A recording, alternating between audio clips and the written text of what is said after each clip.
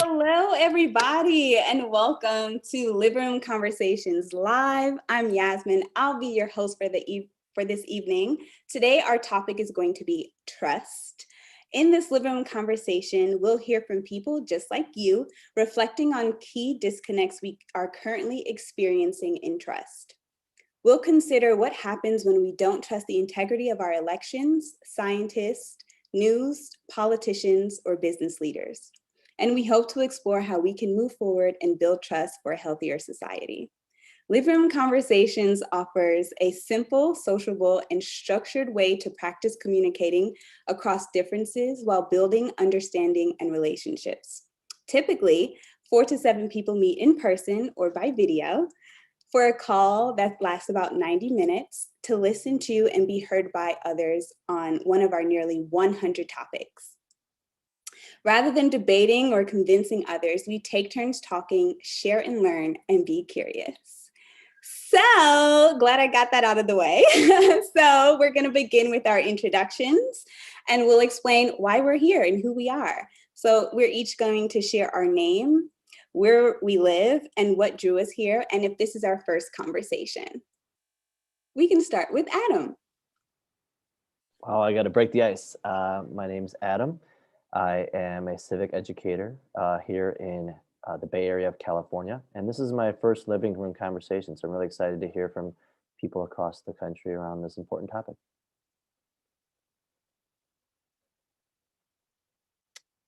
Should I tell a little bit more about myself? I think I have a minute, right? I have my whole minute. Or you can ping it to somebody else who wants to hop in next. Well, I'll tell a little bit more about myself. So I've been teaching civics education for the last 15 years, partially here in the Bay Area, and I'm originally from Chicago. And I really enjoy teaching civics and getting involved in politics. So this topic tonight really, it really springs true to that part of my life, which is be a civic educator. And I'm so glad I get to join this call with one of my fantastic students this year, Bea, who's done a great job as a civic student, but a civic role model as far as students are concerned. So I'll ping my student, Bea. That was such a great introduction. Thank you. Hi, everyone. My name is Bea. I'm also from the Bay Area in California. I'm here because my teacher has invited me to come speak, and this is my first conversation. So I'm also very excited. I'm a high school student. I'm a senior and in the process of, seeing where I go to college and all that good stuff. So yeah, I'm excited. I hope to continue studying music and being a part of the community and the good change. I will pin it to Patrice. Hello, everyone. I'm Patrice, and I live in Blacksburg, Virginia. It's in southwestern part of the state, and we're in a small college town home to Virginia Tech. I've been down here for 30 years, came by way of New York, where I was born and raised, and I work as an engineering technician here in Southwest Virginia. And this is my first living room conversation. I'm very excited. I don't think I've been part of any conversation over the past few years because everything's been so tense. So I feel like things are loosening up and we can all talk. So I will ping it over to is it Shari or Shari? I'm not sure. Shari, you got it. I'm so excited that you got my name. Okay. Hey guys, my name is Shari Chinyoung Caston. I am currently living in Atlanta, Georgia, but I'm from New York. So I'm a true New Yorker at heart, but I love Atlanta. I am a true change maker. I believe that the power of young people, and I believe that we all have something to give to the world. We may not know how, but we have that thing. The reason why I'm here is because I truly love the art of gathering. Like I don't think I've ever been in a conversation where people look totally different than me, different ages, and from different places around the world. So this is amazing, and I'm excited to be here. Oh, I forgot my ping. I'm gonna ping it over to Jenny. Hello, I'm Jenny. I'm from Blacksburg, Virginia. In fact, I live just about 4 or 5 houses down from my neighbor, Patrice. And so it's a pleasure to join the first living room conversation. And I'm just delighted to have an opportunity to connect with so many different people and just share some perspectives and get to know one another. But also, really, the topic of trust, I think, is just so vital at this moment. So I think it's a great opportunity to really understand people better and maybe brainstorm some even small solutions one by one, how we can make some things better. So thanks again for the opportunity. Yes, and I am next. I think I have a little bit of something in common with everyone who went. My name is Yasmin. I'm a part of the Living Room Conversations social media and communications team. I was born in New York, raised in Texas, currently in Georgia, and I studied in San Francisco. So full circle moment here. I'm curious to know where everyone is at in the chat. If you are watching live with us right now, go ahead and drop your location in the chat. Our living room conversation moderators are standing by and are happy to assist if anyone watching has any questions as well. So we are about to get into the conversation agreements that will explain how we'll be engaging with each other. So the first conversation agreement is be curious and listen to understand. Conversation is as much about listening as it is about talking. You might enjoy exploring others' experiences and how they have shaped the values and their perspectives. Number 2 is show respect and suspend judgment. People tend to judge one another. Setting judgment aside opens you up to learning from others and makes them feel respected and appreciated. Try to truly listen without interruption or crosstalk. Note any common ground as well as differences. Look for areas of agreement or shared values that may arise and take an interest in the differing beliefs and opinions of others. Be authentic and welcome that from others. Be yourself. Share what's important to you. Speak from your experience. Be considerate of others who are doing the same. Be purposeful and to the point. Do your best to keep your comments concise and relevant to the question you are answering. Be conscious of sharing airtime with other participants. And finally, own and guide the conversation. Take responsibility for the quality of your participation and the conversation as a whole. Be proactive in getting yourself and others back on track if needed. Use an agreed upon signal like the timeout sign if you feel the agreements are not being honored. So now that we have our conversation agreements out of the way, we're going to get into our question rounds where we get to talk. So here's what we'll be talking about. If anyone is following along in the chat, the moderators will be sharing all of the round of questions. For the sake of time, everyone on this call will probably get a chance to only answer 1 or 2 of these. So the round 1 of questions are, what are your hopes and concerns for your family, community, and or the country? What would your best friend say about who you are? And what sense of purpose, mission / duty guides you in your life? So we're going to start with that first one, which is what are your hopes and concerns for your family, community, and or the country? And we can go in that same order that we gave our names. Is everyone okay with that? Y'all can just nod and let me know. Okay, cool. So I think I'm up first. So this year I've spent a lot of time with my students. One, because we have shelter in place here in the Bay Area, and my time has been spent a lot of times with my students in class. And I think the question really speaks to them, is what hopes and concerns for them. This year has been a very interesting year as far as what's been going on through COVID and the election this year. And my students, Bea is one of them. She hasn't had the year that normal high school seniors and juniors have had, and that's a concern for me because this is the time in their life that they truly are kind of blossoming and exploring, and then going on to the next step, which is college. Which some of my seniors last year, they're at home, they're not experiencing that first freshman year of college. So I really big of my concerns are and hopes are within them, and I hope that they're the generation that survives this with stronger than they came into it with it. And I really do hope that through these experiences, my students this last 2 years will reflect on it, and then guide us into the next phase of whatever we're moving into, better for it. So that's really my hopes and concerns lie, and that's my community. My students are part of my community, a big part of it, especially this year. So I will throw it on to the next person. Hi again, everyone. I would say, starting with my family, hopes for my family is that we just continue to grow stronger in our faith and in our bond during everything that's going on. Um, Especially as I do transition into going to college, that we continue to stay close wherever I maybe, hopefully not in my room. We'll see. Yeah, but that's one of the big things that I want for my family, just our faith to be strong and our bond.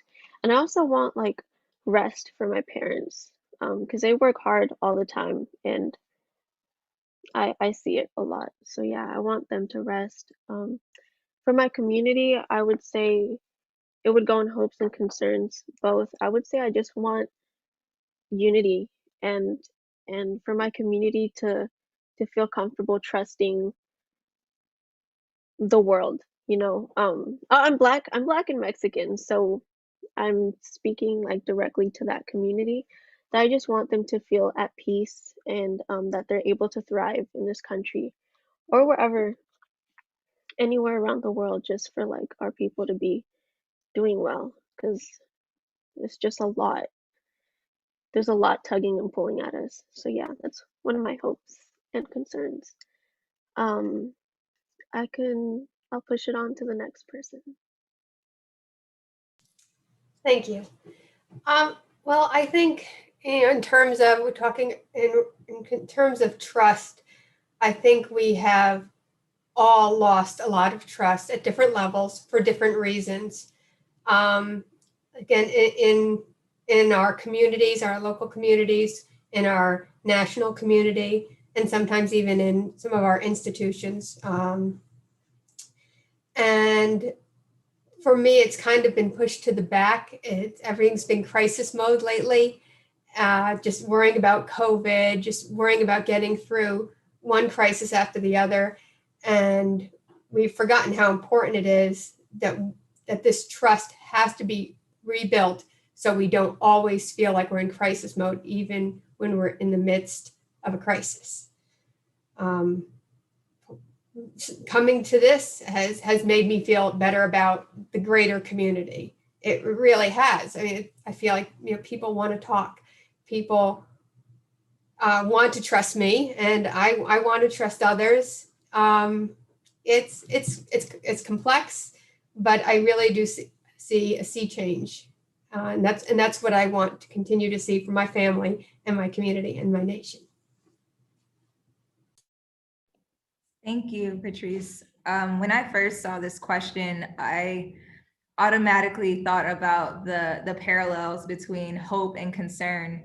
And so when I think about hope, I think about like there's tons of concern, right? It's just like the positive version of concern and or negative version of it. So when I think about it in regards to my family, I am really concerned and hopeful that they will have the opportunity to truly live out what God has called them to do, as well as just like tap into some sort of happiness. As we get to talk about community, a lot of us may feel like we lack community. A lot of us may feel like we are in a community of sameness and not in a community that invites sameness and being different. So that's kind of like my tug of war of what community could look like, what family can look like, what our country can look like, because they're all a melting pot, especially here in the Western world. We are all working together. Essentially, if we take the word, the country, we're a community in the country and we're all family together. So I just have this feeling that this year has brought us together in unique ways, and I'm grateful for COVID. I'm grateful for the positive that it has allowed us to exercise how to be creative in these ways. But I also want those to think about how can we apply hope and concern and make it in a positive way.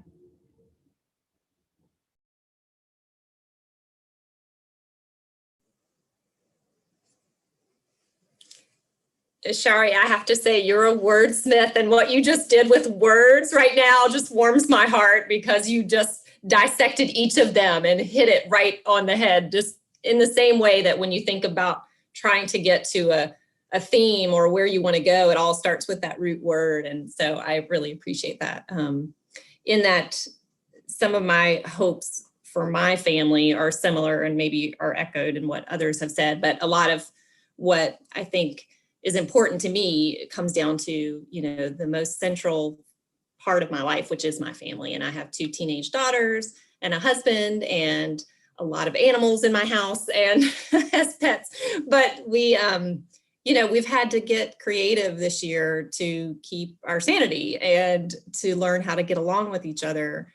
Just interpersonal, right, skills. And you learn that best with the people that you're spending the most time with. And we've spent so much time together. I feel like we've really bonded in a really unique way that maybe I didn't with my family of origin, because we never experienced something like this. So I do think there's something positive that will come of that in terms of how my family at its core, the 4 of us, have really stuck together and found glimmers of hope and silver linings to what. And we're so fortunate in that our jobs are secure and our home is secure and we have clean running water and we have so many benefits of the position that we're at in life right now. So I hope for my family that those bonds just, again, continue and that we come out of this stronger. I feel like we are, and that's a good thing. For my community, I would just love to see some more diverse conversations and groups coming together around those commonly shared beliefs and things that are important to many different people, no matter your politics or no matter your religion.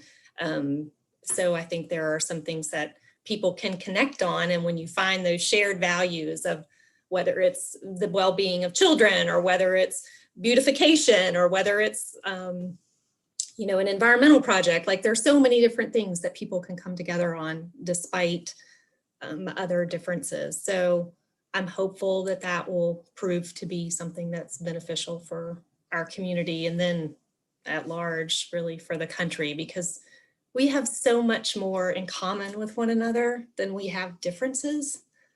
I'm a firm believer, and I will think and believe that for the rest of my days, because I just think there's a shared humanity that is so vital. And sometimes I think there's a lot distracting people from that. Thank you. Thank you for your transparency and your vulnerability, Jenny. I appreciate that. For me, what I am both hopeful and concerned about is that we continue to be open, both my family and the country and my community, open to the change, open to learning new things, open to adapting and wearing their mask, all that good stuff. And then also trusting technology in a whole new way that we're relying on it in a much bigger way now. And so my hope and my concern is that we continue to be open, we continue to adapt, and that our Wi-Fi connection stays strong. Okay, so that was just round 1, and we are about to move into round two, which is going to be the meat of the topic of trust. We're each going to take two minutes to answer one of the following questions below. Again, if you're following and watching live, thank you for being here. We so appreciate it. And our moderators are going to be dropping the questions in the chat. The first one is, how would you define trust and how do you experience it? Who in your life do you trust and why? What institutions do you trust and why? What have you seen as benefits or dangers of trusting? Where do you struggle to feel trust? What is the impact of that in your life? Where do you build trust? How do you do that? And finally, the question that we'll be answering tonight, when you think about relationships of trust, what hopes do you have for your community or your country? Are we going in the same order, or is this? Yeah. We can. If you're tired of going first, Adam, we can switch it up. Let me know. No, I'm good. I want to go first. I have it on my mind, and I think the theme of trust is fantastic. So, uh, I'm also biracial. My mother is Chinese, and my dad is white. I think they're on the line. Hello, mom and dad. And I grew up in a time where I think my biracialness and the school I went to, it was awkward. I was in between two groups of people. I didn't fit really in either group, and I felt weird. And then my parents grew up in a time where their biracial relationship was also not the norm, and they had to trust that society would embrace them when they got married, and that my families would embrace them, both my mother and my father's family. I first started teaching in Chicago, and Chicago is a very hyper segregated city. And that hyper segregation leads to a lot of conflict. It leads to a lot of not understanding of each other. It leads to a lot of um, uh, tensions in the city of Chicago. I moved out here to the Bay Area, and I taught civics there, and I teach civics there. And I developed my class to be more about relationship building and more about building trust and building collaboration, building, working together, building understanding of each other. And I think that this goes with the concept, what do I hope for my community? What do I hope for my students? Is that they trust in me to help foster a class of that, and a class that will let students come in from wherever they are and whoever they are and whatever their histories and their goals and their paths, and that they will collaborate and work together, and they will trust in me to kind of facilitate that, and they'll trust in each other. I think that Bea's one came into this class this year, and she's like, who is this guy, and why is he making us do all these weird things?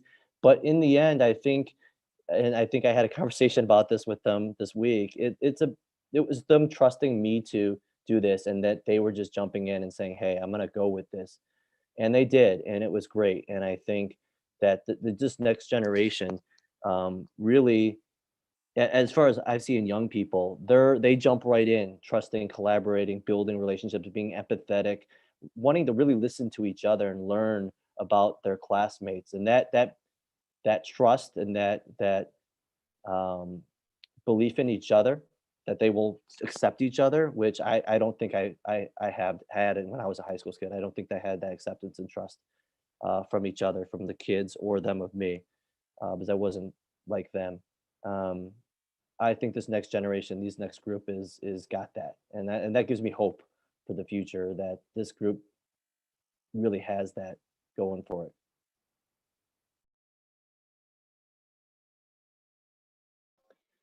Um, that was great, Mr. QB. To build on that, actually, I didn't know that you had like issues of being like a mixed kid, you know?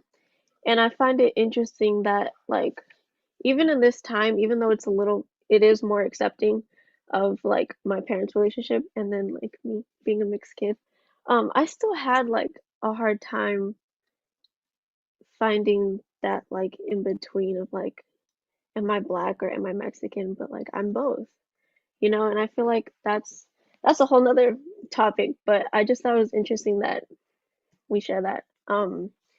When I first read this question, the first thing that came to my mind was not being able to trust the government and law enforcement.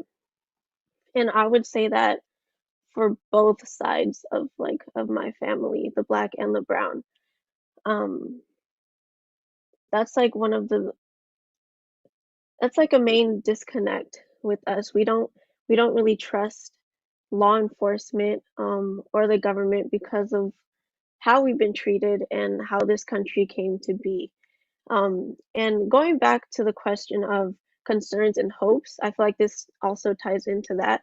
I want my community to just feel safe and to thrive and be in peace. Um, and that hasn't been a normal for us ever since we were brought here, because we don't feel safe and we don't trust the people who are supposed to protect us. Um, and I don't know, I it's just it's a hard thing to talk about, and it's a hard thing to go through and to see people go through. Um, and I think a big thing for our community is to be able to talk about it. And I'm so glad that we are, there is like more talk about what's going on, and there's light um, being shined on what's happening. But I think a big thing for us is having therapy. And I think it's weird that it's such a like there's such a like this gross like it's so gross. I don't know. But people are like, "Ooh, no, therapy, no, it's not for us." I don't know. That's something else, but I want us to be comfortable with that, because that's how we can heal. And just being transparent like we are doing right now, like this is healing. This is so beautiful. I love this, and I wish we could all do this with our communities even more, because I feel like there's healing in that. And this trust is what I feel like we need to grow on even more, and to be more apparent in our communities, no matter what race or whatever you follow, just that trust. Um, yeah. And one thing that like I'm proud of for us is that no matter what circumstance, we continue to thrive and create and grow, and we still love each other, and we still move, and we still fight on. But I want it to be that, but in a better circumstance. I don't want it to be, despite we're being killed, and despite we don't trust the government, or we don't trust enforcement, we're still thriving and being amazing. I want it to be that in this unity and beautiful community of trust, that we still thrive and grow in it. So that's my 2 cents. Um, I'll pass it on to Patrice. Wow. It's so great to hear how everyone perceives this, not necessarily differently, but just coming from so many different places. Um, I'm an engineering technician. I think of everything very analytically. I'm not a big feely kind of person, but so I've been thinking about this word trust just nonstop for 3 days. And something that just came to me today was that in our nation's motto, there are 4 words, and one of those words is trust. Our national motto has the word trust, and it's kind of ironic, actually. And that's how important it is. It was so important. It's supposed to be so important to the foundation of this country that it is in our national motto. So it is something that we definitely all have to work on, and we should expect it. We should expect to be able to trust our government and our institutions. They make that promise to us from day one. And Bea was also talking about safety and feeling safe, and that was the first thing that when I started thinking about the issue of trust is who makes me feel safe? What institution makes me feel safe? And that was really hard to try to find one that did. So I'm hoping that by being able to talk about this, that we won't feel that we just have to accept what is given to us, that we should expect more. And it's something that's been promised to us, to all of us in the community and in the world. So maybe we'll be able to get it that way by knowing that we deserve it because it's been promised to us. Thank you. What's interesting about the word trust is that it requires relationships. And trust is basically like the reliability of knowing that something's going to happen. And what's hard when I think about my community is simply that sentence, my community, right? As a mixed child myself, hey, Adam, hey, Bea, I just want to also point out that we sometimes have these conversations of wanting to invite everybody at the table, and we want to throw everybody in the pot, but then we recognize that these recipes don't work well together because we want equality instead of equity, or instead of having these conversations of really learning about the community that's happening even with your neighbor, like Patrice and Jenny. You guys are neighbors, you know each other, that's your community. Community is it's what you make it. It's not necessarily adding things to make us separate. However, it's recognizing that we are in a common space. So how can we make this work? How can we make this recipe taste good? How do I know a little bit more about you? How do I add your culture to this conversation? How do I add your experience to this conversation?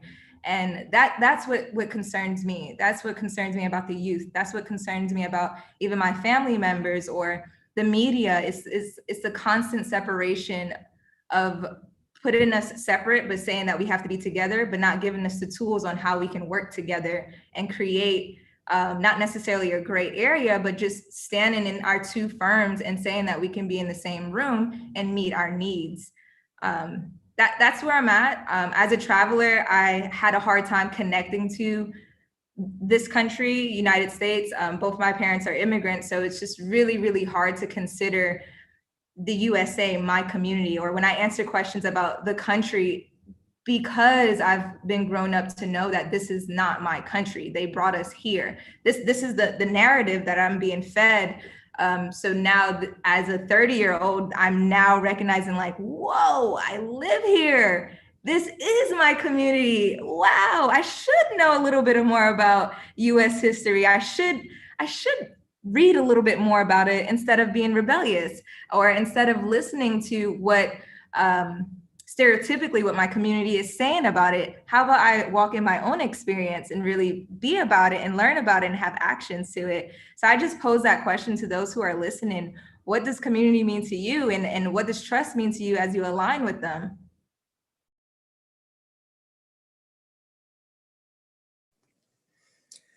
Yeah, I'd have to say, even just moving to the neighborhood that I'm in now, and that was 10 years ago, Patrice was one of the first people as a neighbor on my street who stopped and spoke to me and noticed that I had a dog and said, you should come walk with us in the morning sometimes. There's several of us that walk our dogs together. And it was just the most genuine extension of an invitation and a welcome to a friendship. And it's one of the most beautiful things that I've ever experienced. And they've been really great friends. So anyway, it boils down to relationships. And I think, in my opinion, that's something that is done best in real life, as I tell my kids. Knowing that you're going to show up for someone, knowing they can depend on you, knowing that you can be together comfortably, no matter the situation, and you can be genuine and authentic with them. When you find friends like that are really gonna, bring that authenticity to the relationship too. Like, I don't feel like I have to go out searching for a lot of other friends because I have this great set even here in my neighborhood. So I think in a virtual space, it's so different. And I know for the past 10 months, it's been kind of the lifeline for relationships have been in this weird space. But man, there's something missing to it. And there's a lack of physical closeness and proximity to people that I think is really foundational in relationships. So I'm anxious for us to be able, like everybody, right, to be able to be back in person. But I think that there's a trust that's built in person when you're with people and you show up and you're there for them physically, right? But then also just in an emotional state. That's really important. So my concerns, I guess, is like, when you have this space of being in a virtual environment all the time, and that's constantly what we're doing, scrolling on our phones, and like that's where we're getting information. And so when some of that information is not factual and it's not based in truth and it's not based in science, but it's just meant to keep you doing this more and more and more, man, that just, I mean, I see it erode relationships every single day, whether that's in my own household or, you know, with other people and colleagues. And so it's just interesting how I think the dynamic of our relationships with technology and how we're using that and how we get our information and who we trust for information varies so widely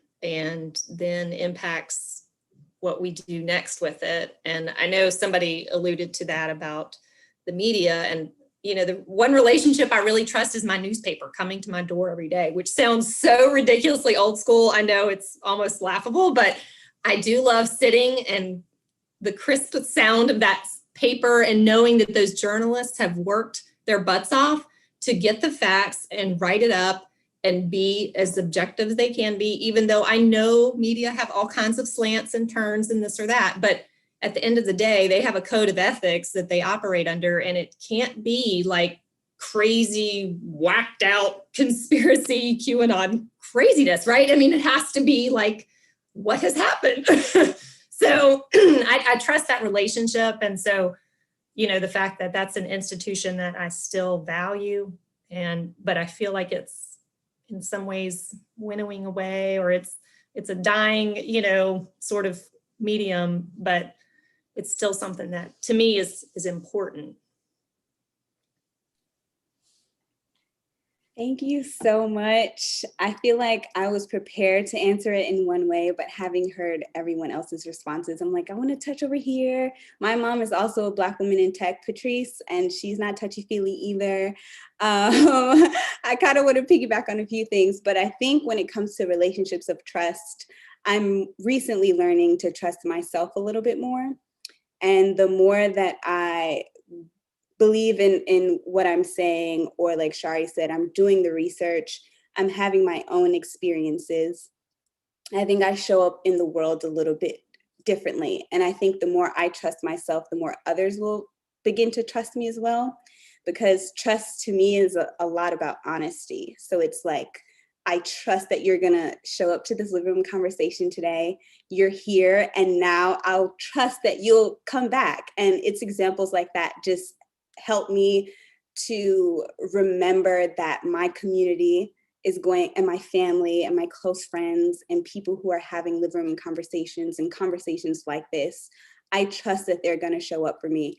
And so in return, I kind of try to give myself that same grace, and I try to show up for myself. So whatever that looks like to you or anyone watching, I just encourage you all to like trust yourselves more. And when your community says that they're going to show up for you, trust that they will, and trust that they'll do it again. Because I find that I'm like, I give people 1 or 2 chances. After that third one, I'm like, we not friends no more. But I'm, you know, trying to be more open to and give people grace and allow mistakes to happen. And you couldn't show up for me in this way, but maybe we can work on something else together. Or maybe you can show up for me in this event or in this space or on Zoom or digitally or virtually, however. So yeah, I'm learning a lot about myself this year and a lot about you all during this conversation. And I hope those of you who are watching from your living room that you're learning about each other in the chat. Please feel free to follow along with us and answer these questions as well. And I heard a few people mentioning that they wish that they could do this again. And shameless plug, we offer living room conversations all year long. If any of you want to have your own living room conversation and invite me over, you totally can, but we'll talk more about that at the end. Let's get into our round 3 of questions. So this is going to be our final round of questions, but I hope this is not the last time we all get to talk. We are going to be choosing 1 of 4 questions. Again, our moderators, if you're in the chat on YouTube, Facebook, we are live, and our moderators are going to be following along the conversation with us. So in round 3, our options are: what was most meaningful or valuable to you in this living room conversation? What learning, new understanding, or common ground was found on the topic? How has this conversation changed your perspective, perception of anyone in the group, including yourself? And finally, is there a next step you would like to take based upon the conversation you just had? So we're going to switch things up on this final round. I'm going to go first, and we'll kind of go in that reverse order. So I'm going to ping you next, Jenny. So the question that we'll be answering for anyone who's following along is, what learning, new understanding, or common ground was found on this topic? For me personally, I learned what trust means to everyone else. It didn't dawn on me about the national documents. Like, yes, of course, this country was founded on trust and lots of other things. And like, I didn't even connect those two. So that was a cool perspective. In terms of trusting community, there's like a group of mixed folk on this call, which is really cool. I'm not biracial, but I am bicultural. So my parents are British and Jamaican. I was raised in America, but like Shari was trying to say earlier, it started to not feel like my country at some points because, things can be a little bit different overseas in many different ways. And I think I learned what I really need, like who I really need to trust, which is really cool to learn something about yourself during a conversation like this. So I'm going to keep trusting myself, and I'll keep y'all posted. We don't have to do a follow-up. But I think I learned a lot of other things too, but in terms of trust, I think that's what has stuck out to me. Jenny, are you ready? Sure. I think I was really encouraged just to hear Adam talk about teens and, young adults, adolescents that have this almost immediate trust, or at least maybe a different framework for developing trust more quickly. And so that's encouraging to me. I think that's incredibly, and I hope that's universal. Like, I hope it's not just in the Bay Area, I hope it's here with teenagers my daughter's age. So I want to find hope in that and encouragement in that. And I think we've seen it with Bea for sure. Just, a willingness of an 18-year-old to join a bunch of people from all over that don't look like her and are not in her city. And, so I love that we've had this shining example. I think it's encouraging for me. And like I said, even my own household, because this year has been so tumultuous in that when I see my own kids struggle with who to trust or what information to trust and what source to trust, or even feeling like they were let down by leaders, or they were let down by circumstance, not having the year that they had hoped for, or have the things that they wanted to do and had planned to do. And that's a loss, and that's a trauma, and it's very difficult to work your way through that. And it's not going to be done overnight. So I think maybe getting the sense that young people are going to be stronger and that they're already showing so much resilience, that's encouraging for me as a parent. And hopefully, we'll be able to just ride their coattails as they start and making some changes and really looking ahead and deciding we're going to carve some things out differently for ourselves. And that's, I think, super uplifting. Thank you for sharing that. One of the biggest common grounds that I see is that it seems as though, or I get a feeling that we're all in this revolving door of trust, and we're like coming in and out of it, still learning, still in motion of it.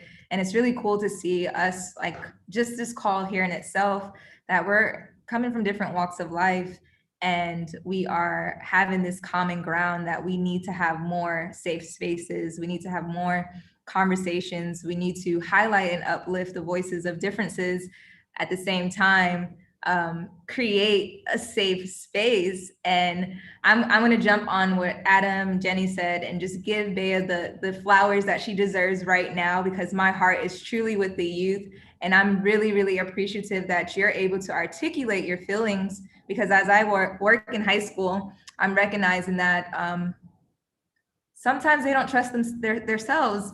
And that's something that Yasmin mentioned, is we are getting fed a lot of information that feels unsafe. It feels like it's not reliable. And then you start to question yourself, because sometimes the news that the information that you're receiving is coming from a peer. And then you're like, wait, should I be thinking that, or should I not be thinking that?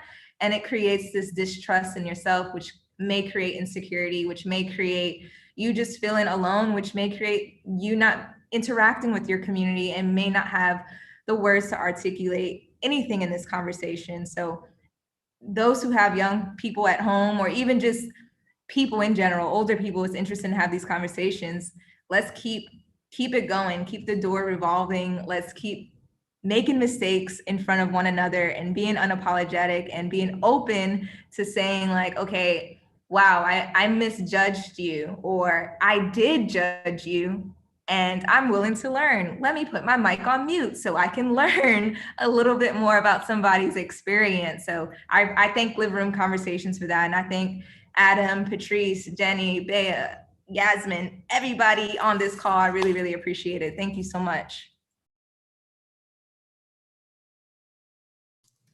Well, it's been wonderful getting to meet all of you this way.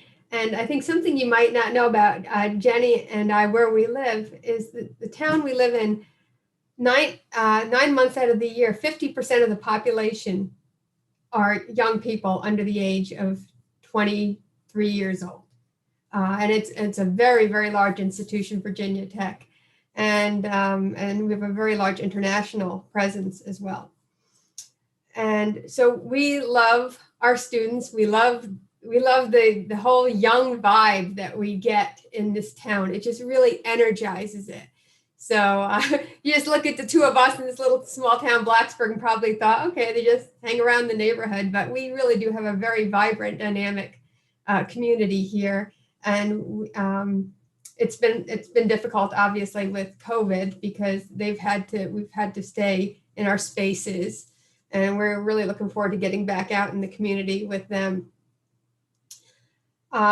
So that's what I'm seeing here. I see that we all really have a lot of hope for our youth, like Bea, and it really has been wonderful having her here and being able to, share this and get her perspective. And even though I have a 23-year-old son, it's really, like I said, it's invigorating, and thank you for letting me be a part of it, getting to know you all.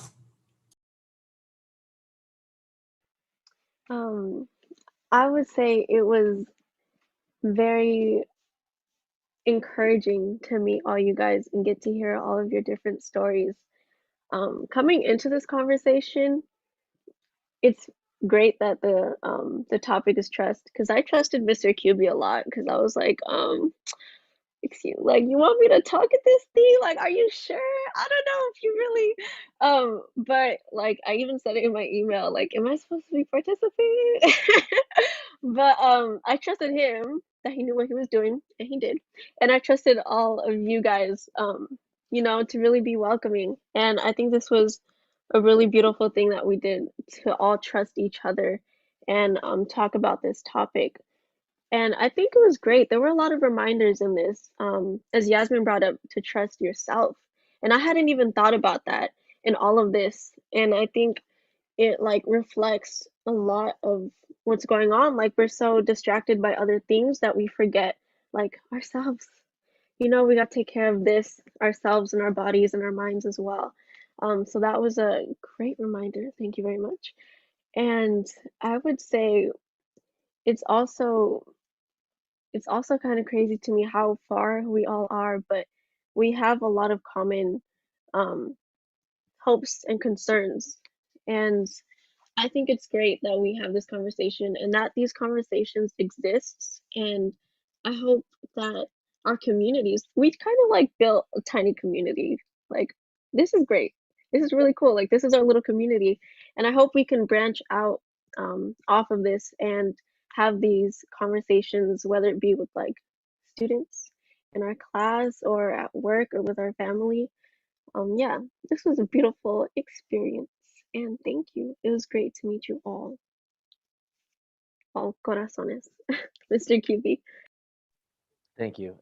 So I want to thank Bea for being my plus one. It's nice having a student come and speak and kind of talk from the other perspective about how things are going. So I'm going to kind of reiterate some of the things I heard, which are great. Trusting oneself. So, I trust that, my 15 years of teaching and the tribulations, the things that worked and didn't work, that I've learned to create and craft a classroom that the students can thrive in. And I have to trust that experience and the people that mentored me as a young teacher and my students who give me feedback that's going to help me become a better teacher. I wanted to go back to the neighbors. That really rang with me, the idea of meeting neighbors and becoming lifelong friends. I moved to a new neighborhood when I was young, and I was an only child, and I didn't have any friends because I moved to this new neighborhood far away from where I was from. And it just happened another family moved in the neighborhood who had a son and three daughters, and he was looking for a new friend. And we became friends, and we're lifelong friends. For all my life, we became friends, and I trusted that he was going to be my friend, and through thick and thin, and he was. And I actually moved to the Bay Area to follow him to keep that friendship going.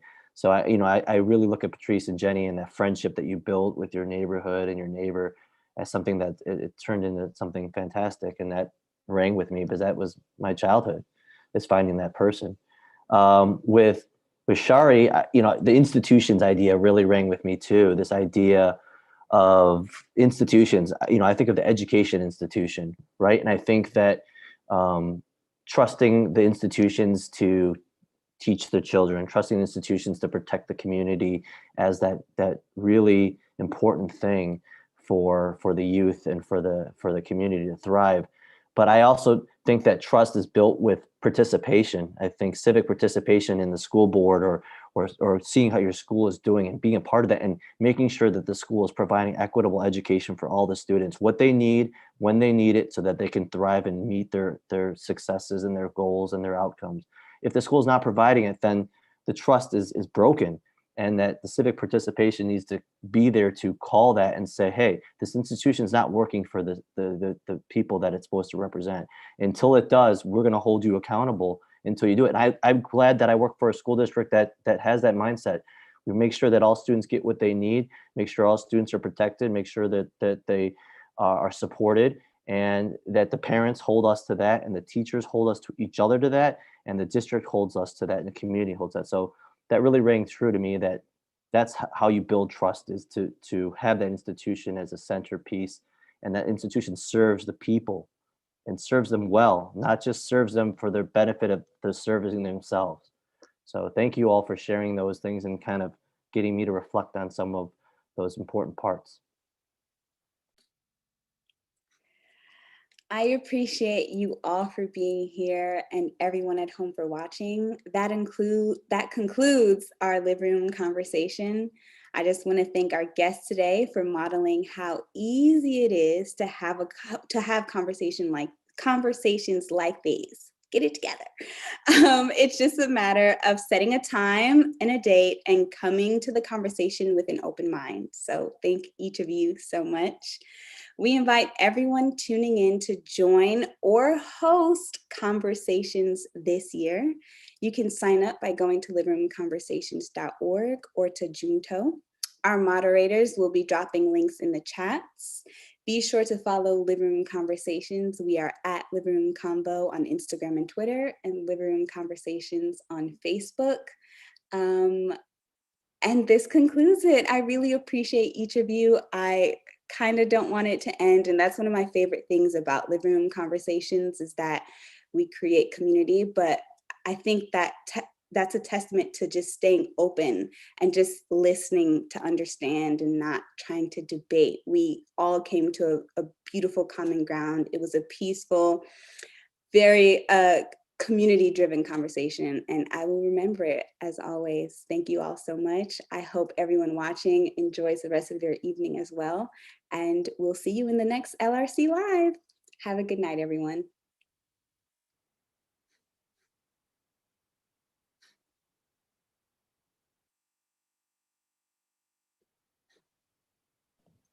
I want to take a selfie.